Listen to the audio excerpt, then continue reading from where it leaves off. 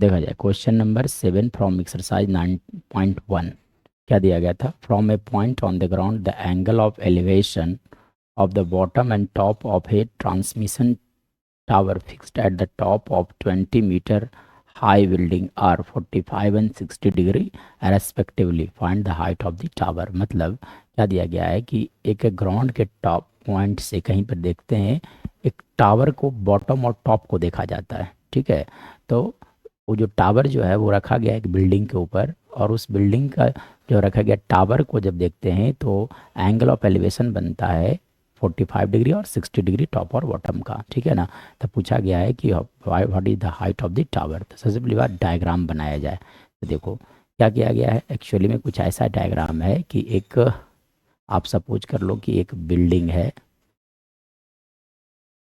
आप सपोज कर लो कि एक बिल्डिंग है और इसी बिल्डिंग के ऊपर एक टावर रखा गया है।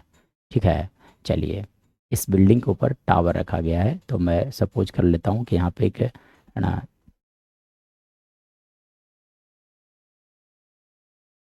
चलिए देखिए इसके ऊपर मैं सपोज कर लेता हूँ कि यहाँ पर रखा गया है एक, है ना, ये रखा गया है एक टावर रखा हुआ है बिल्डिंग के ऊपर।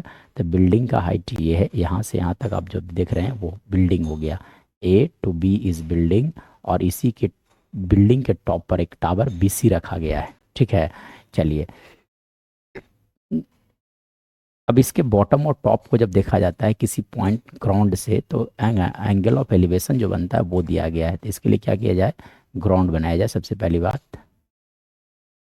ये हो गए ग्राउंड। ठीक है, चलिए इसके बॉटम और टॉप को देखा जाता है तो एंगल ऑफ एलिवेशन जो बनता है वो दिया गया है 45 degree and 60 degree. So you can, है ना, ये हो गए।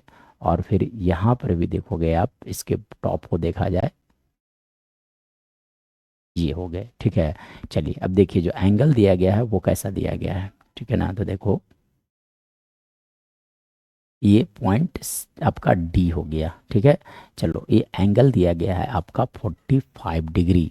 ठीक है, और ये जो पूरा एंगल दिया गया है दैट इज 60 डिग्री हेयर। ठीक है कि नहीं, देखो क्या कर रहा था, from a point on the ground, from a point मतलब पॉइंट डी है, on the ground the angle of elevation of the bottom, मतलब टावर के बॉटम को और टॉप को जब देखा जाता है, transmission tower fixed at the top of 20 metre high building, इस बिल्डिंग ए बी के ऊपर एक टावर बी सी रखा गया है। ठीक है ना, तो इसके बॉटम को देखा जाता है तो एंगल बनता है 45 डिग्री, और टॉप को देखा जाता है तो एंगल बनता है 60 degree. Find the height of the tower. तो पूछा गया कि what is the height of the tower, मतलब क्या कैलकुलेट करना है ना, कैलकुलेट करना है कि ए बी इजकल टू क्या होगा, ए बी का वैल्यू क्या होंगे। ठीक है ना, यही कैलकुलेट करना है।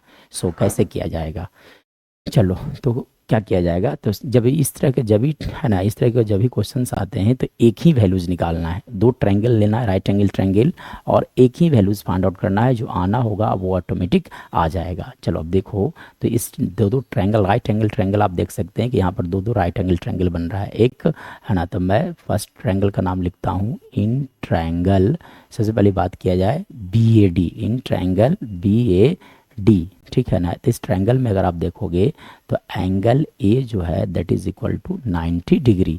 एंगल ए कितना लिखा गया है, 90 डिग्री लिखा गया है। सो यू कैन, है ना, you can write here tan 45 degree का वैल्यू देखा जाए तो tan 45 डिग्री जैसे ही आप लिखोगे, देखो ये एंगल हो गए 45 डिग्री। इसके सामने वाला साइड को बोला जाता है परपेंडिकुलर, तो ये परपेंडिकुलर है, और ये वाला हो जाएगा आपका बेस। तो tan 45 degree that is ratio, है ना, perpendicular and base. So you can write here A B by लिखा जा सकता है आपका ए डी। tan 45 डिग्री का वैल्यू 1 हो गया। So you can write here A B by A D लिखा जा सकता है, मतलब यहाँ से कहा जा सकता है कि ए बी का वैल्यू जो होगा वो ए डी के इक्वल आएंगे। Condition number first. तो ये ट्रायंगल, पहला ट्रायंगल्स हो गया। अब सेकंड ट्रायंगल देखा जाए। ठीक है ना, जब भी इस तरह क्वेश्चंस आते हैं तो दोनों ट्रायंगल के बारे में ही डिस्कशन किया जाता है। एक बड़ा ट्रायंगल लेना है, हाँ ना, जो भी दो राइट एंगल ट्रायंगल बन रहे हैं, दोनों ट्रायंगल में हम लोग को वैल्यूज कैलकुलेट कर लेना है। उसको दोनों ट्रायंगल से एक ही वैल्यूज को कैलकुलेट करना, ऑटोमेटिक जो आना होगा जो आ जाएगा। ठीक है, तो इन ट्रायंगल देखा जाए, है ना, C A D, in triangle C A D, angle A is equal to 90 degree. अब आप देखो तो ये 60 डिग्री दिया गया, एंगल डी जो दिया गया कितना डिग्री, 60 डिग्री, ये जो देख रहे हैं आप 60 डिग्री है। तो इसके सामने वाला फिर से ये जो आप ए सी देख रहे हैं दैट विल बी परपेंडिकुलर, और बेस फिर से ए डी ही रह जाएगा। मतलब यहाँ से आप कैलकुलेट कर लो tan 60 डिग्री का वैल्यू। तो tan 60 डिग्री इक्वल टू क्या लिखा जाएगा, परपेंडिकुलर बाय बेस होता है, तो परपेंडिकुलर हो गया इस बार A C by base, base is A D, you can write here A D.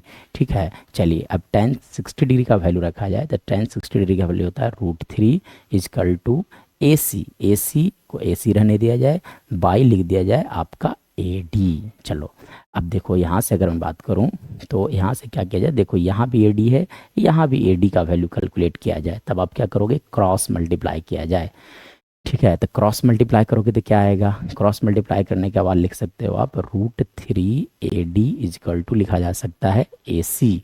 ठीक है, दैट मीन्स ए डी का वैल्यू लिखा जाएगा आपका ए सी बाई लिखा जा सकता है √3। ठीक है, कंडीशन नंबर 2 हो गए। चलो अब क्या करना होगा, from 1 and 2, from both, from relation 1 and 2, from 1 and 2। ठीक है ना, तो यहाँ से क्या कहा जा सकता है कि from 1 and 2 you can write A B का जो वैल्यू होगा, ए बी का जो वैल्यू होगा that will be equal to लिखा जा सकता है ए सी बाई लिख सकते हो आप √3। चलो अब यहाँ से देखो, तो बिल्डिंग का हाइट दिया गया था, बिल्डिंग का हाइट दिया हुआ था, मतलब ए बी का लेंथ जो दिया गया है that is 20 metre. A B का लेंथ कितना दिया गया था, 20 मीटर ऑलरेडी दिया गया है। ठीक है, so you can write A B के जब आप लिख सकते हो 20, ए सी, ए सी को आप दो पार्ट में ब्रेक कर सकते हो, ए सी लिखा जा सकता है ए बी प्लस ना, ये ए बी प्लस लिखा जा सकता है B C, A B plus B C, अब बाई लिखे जाएंगे आपका √3। So you can write here, है ना, यहाँ से लिखा जा सकता है A B plus B C, अब बाई लिख दोगे आप √3। मतलब इसके बाद अगर देखा जाए क्रॉस मल्टीप्लाई कर लो आप, तो 20 √3 इजक्वल टू लिखे जा सकते हैं ए बी हो गया 20 प्लस लिख सकते हो आप बी सी। चलो यहाँ से बी सी का वैल्यू अगर आप देखोगे तो बी सी इजक्वल टू लिखा जाएगा 20 √3 माइनस लिखे जा सकते हैं 20, मतलब 20 कॉमन ले जाएगा तो √3 माइनस 1 मीटर लिखे जाएंगे। मतलब क्या पूछा गया था, हाइट ऑफ द टावर, यानी कि हमारा आंसर जो है वो आ चुका है कि हाइट ऑफ द टावर कितने होंगे, that will equal to B C, और बी सी का वैल्यू कितना है 20 √3 minus 1 metre. Hence you can write your final result. ठीक है ना, लिखा जा सकता है कि hence the height of tower, hence the height of tower is how much, 20 into √3 minus 1 meter. This is your right answer.